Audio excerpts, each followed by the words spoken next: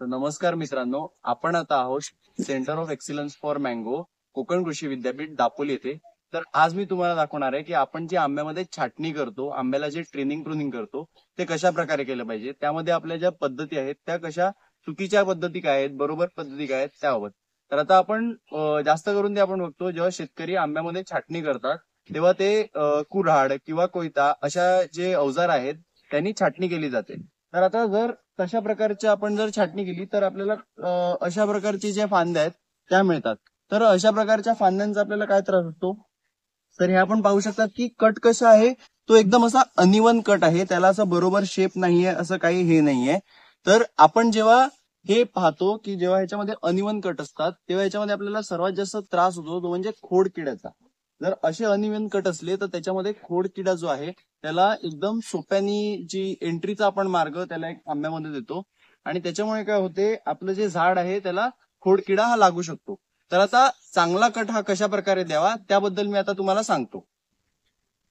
तर चांगल्या प्रकारचा जो कट असतो झाडाला तो कसा द्यायचा असतो, तर आपण इकडे पाहू शकतात की हे पहा, याला जो कट आहे तर आता आपण नीट इकडे मी दाखवतो तिकडे पहा. ह्याला जो कट आहे हा असा व्हर्टिकल एकदम असा कट आहे. याच्यामुळे काय होते, हा असा कट दिल्याने जो आपला जो एरिया आहे तो एकदम प्रॉपर राहतो. कुठे असे कोणत्याच प्रकारचे क्रॅक्स किंवा काय राहत नाही ज्याच्यातून खोडकिडा शिरेल असं आपण त्याला चान्स देत नाही.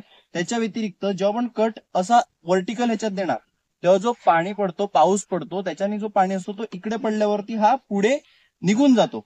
पण जर तोच आपण जर कट प्रॉपर दिला नसेल, तुम्ही कोयत्याने वगैरे कट दिला असेल तर पुढे कसं होतंय की कोयत्याने वगैरे कट दिल्यामुळे तिकडे पाणी जमून राहिल्यामुळे तिकडे तुम्हाला रॉटिंग होऊ शकते, तिकडे झाडाची जी फांदी आहे ती सडू शकते. तर अशा प्रकारे हे कट दिल्यानंतर आपण त्याला ब्लॅक जपान ऑइलचं किंवा ब्लॅक जपानचा आपण जो पेंट असतो तो आपण त्याच्यावरती लावतो. तर अशा प्रकारे त्याला जे आपण पूर्ण त्याची काळजी घेतली तर त्याच्यामध्ये कोणत्याही प्रकारचा खोडकिडा किंवा फांदी सडायचा त्रास आपल्याला होत नाही. तर छाटणी करताना अजून एक गोष्ट आपण जी लक्षात घ्यायला पाहिजे ते म्हणजे आपली छाटणीची अवजारं कशी असली पाहिजेत. तर त्यामध्ये आता असे जे कट आहेत याला आपण क्लीन कट असं देखील म्हणतो. तर क्लीन कट किंवा एकदम प्रॉपर कट देण्यासाठी आपण जी अवजारं वापरली पाहिजेत त्यामध्ये आपण प्रूनिंग सॉ, चेन सॉ अशा प्रकारची जर आपण अवजारं वापरली तर असा एक प्रकारचा एकदम परफेक्ट प्रॉपर असा कट येतो. आपण जर मी तुम्हाला जसा व्हर्टिकल कट दाखवला तसा कट आपल्याला मारता येतो. तर अवजारे ही आपण प्रूनिंग सॉ किंवा चेन सॉ ही वापरली पाहिजे.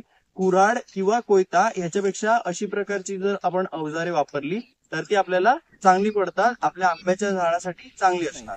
तर अशा प्रकारे नवीन नवीन माहिती सोबत भेटत राहूया. धन्यवाद.